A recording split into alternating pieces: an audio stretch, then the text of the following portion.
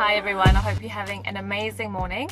I hope you have started the day with a good, strong cup of coffee. To be honest, I feel that's really important. I can't start my day without two things. I need to have my time with God, number one, and I need to have a good, strong cup of coffee. I like my coffee, I drink it black, I like it really strong. It should be strong enough basically to raise somebody from the dead. And I have a few people and friends I know a few people and I have a few friends who don't like coffee, or they say they don't like the taste of coffee. I'm not sure I really understand that. I'm not even sure how we're friends actually, but I'm sure there's other strong things that bind us together. However, what I want to talk about today is such an important topic. I feel like God spoke to me so strongly and so clearly about bringing this message across today. So if you've never listened to anything from Jrev or anything I've ever said, I really do hope that you'll listen to this, because I really felt, like I said, God speaks to me really strongly, very precisely, and at 5 a.m. this morning. And I'm not a morning person, so got woken up really early this morning, and God really spoke to me quite clearly. So I felt He wanted me to talk about the fact that we often miss God because of the mess, the hardship, and the mundane. Okay, we often miss God because of the messy, the hardship, and the mundane. Now, most of us as Christians, a majority of Christians, and I put myself in this category, we love to be part of prayer meetings, church conferences, various church activities. There's so many online prophetic things that are happening, Zoom meetings, these type of things, and we're constantly part of these things. We love those spiritual encounters with God. We seek the prophetic and we want to hear what God is saying. And all of these things are amazing and we should seek them and we should be part of them. But what I thought God really wanted me to say today is that there needs to be a response to those things. We should not be going to those things simply just for hearing from God, or to continuously hear from God, without there being a response to a lot of those things that He calls us to do. I will take an example from the life of Jesus, okay? We see in the Transfiguration, Peter's there, Elijah's there, Moses is there. There's an amazing thing that happens. Christ is transfigured, and it's just this amazing, powerful spiritual experience. But you know what we see later on in that passage? And I heard this I heard Judah Smith preach on this so powerfully. Jesus came down from the mountain and He was met by a demon-possessed man, okay? And Jesus dealt with something that, in comparison to where He just came from, was messy, was ugly, and was hard, okay? And we need to understand that very often we miss God, because out of all of those spiritual experiences that we're having, it is supposed to influence the world around us. It is supposed to change the world around us, okay? We should not constantly be chasing spiritual highs without that impacting and changing the circle of influence that we have, okay? And we often miss things because they're messy, they're hard, they're mundane, and they're not attractive, and we actually miss what God is doing because of that. I will give you an example from my own life. God sent me to Orlando a few years ago. Somebody bought my ticket. It was just supernatural and powerful. God sent me there, and he spoke to me so powerfully, and He actually spoke to me about starting Jrev at that conference. And He said so many things to me, and I had the most powerful encounter with God. One of those that I think maybe even happens, only a couple of times in your lifetime. I mean, I'm not sure how often those happen, but it was one that just really sticks out to me. He spoke to me so powerfully. I was on that spiritual high, but I had to respond to what He said. He gave me very clear instructions on what to do.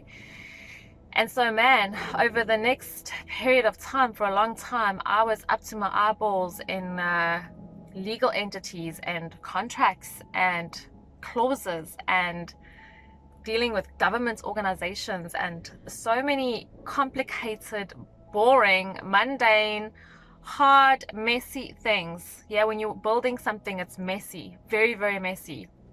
Okay, it wasn't enjoyable. I wasn't like, oh wow, this is incredible. No, it was really not enjoyable at all. I was often super frustrated, like, is this my life, you know? And sometimes we feel, and I've heard people say that, you know, when God is in something, there's an ease to it. That is true at times, but we also have to understand that sometimes things are just hard and messy and mundane. Yeah. And that doesn't mean we stop, because we can really, really miss God if we do. And I've even had people in my team challenge me about the visions that we have, the vision that we have for Jrevolution, for example, saying, oh, we shouldn't really keep this or have this as part of the vision. It's really hard. It doesn't seem to be working. You know, it's very easy to look at something and just say, oh, it's too hard. God is not in it. I think we need to always understand what God is telling us to do and be faithfully, consistently obedient to that. I really had a new revelation of the scripture where Jesus says, the harvest is much, but the workers are few. Pray to the Lord of the harvest for workers. I believe there's many Christians and many people who want to seek God and hear his voice, but there are not many workers that are willing to get their hands dirty, to roll up their sleeves, to do the work of God. You know, if you look in Nehemiah, when they were building, it was hard and it was messy.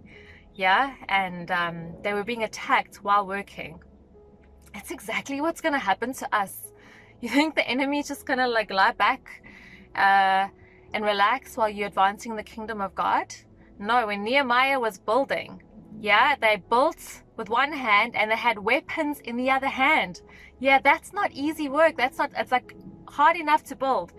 But then you have to have weapons in your hand ready for war all the time. Man, that's hard. Yeah, that's messy. It's difficult.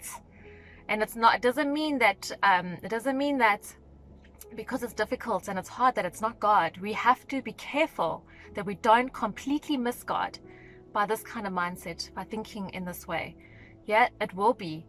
It can be. Yeah. There are times when that ease comes, so we need to be very careful about missing God. And guys, on the other side of that, I just want to say this, that those hard times, those messy times, those mundane times are totally, totally worth it. During the time when I was going through it, I was like, I'm so over this. I want to get out of it. I want to escape from it. But you know, today, when I get feedback from somebody who's done our program and their life has changed, I can just say it was so worth it. When I get voice notes on WhatsApp with people crying their eyes out because they've been delivered from so many things, addictions. I had somebody crying call me and say, I've been on antidepressants for so many years, and ever since the deliverance session, I have not needed it. I've had voice notes, people crying, I've been delivered from homosexuality. Yeah? You know what? It would have been easy in the difficulty of building this, yeah, and it's still being built, but it would have been easy to say, this is too difficult, this can't be God. We often miss God in the messy, in the mundane, and the hard. And if I look at great leaders in the Bible, they all had messy, mundane, and hard. Look at Noah, yeah. Man, he basically had no converts. It was just him and his family that went into that ark. Yeah, nobody was taking notice of what he was doing or his ministry. Like, if you had to use the standards that we would call a successful ministry in Noah's day, he had no followers. Yeah, it was him and his family that got into that boat. Yeah, he wasn't super popular.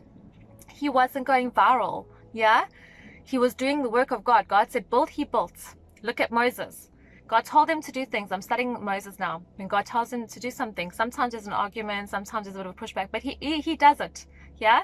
And he has to deal with a difficult Pharaoh and a load full of difficult people complaining and never happy. Yeah? That's hard. That's difficult, and that's messy, and that's mundane. And we can miss what God is saying to us if we're going to continue to run away from these things.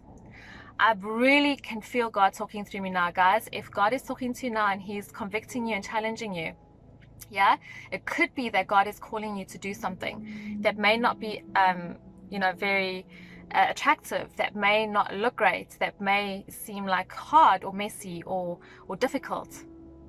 But we have to be prepared for messy. You know, I just want to say one final thing. You know, in churches, in so many churches, I see that, I mean, we so like in the routine, we have our nice worship, we have our word, we go home, we feel happy. But we're going to have men and women coming into the church that are completely broken, demon possessed, all of these things. The world is a very dark place at the moment. And when they're coming in, it's not going to be easy, and it's going to be messy. They can be in the service, the demons can come screaming out, there'll be lots of tears and brokenness and all of these things we have to deal with. We have to be prepared for messy. Yeah, if you want to change the world, we have to be prepared for messy. And so I hope that you are prepared for messy. I hope that you're prepared for the hardship, the mundane, the messy, yeah, for the glory of God. And guys, if you are willing to take that step, you will never regret it. God will honor you, and you will look back on all the mess, all the mundaneness, all of the hardship, and you will say it's worth it. When you see people's lives being changed, you will say it was worth it. Okay? I hope that spoke to somebody today. Like I said, God spoke to me so clearly and so precisely, so I know it's for somebody out there. I hope it blesses you. I hope it helps you.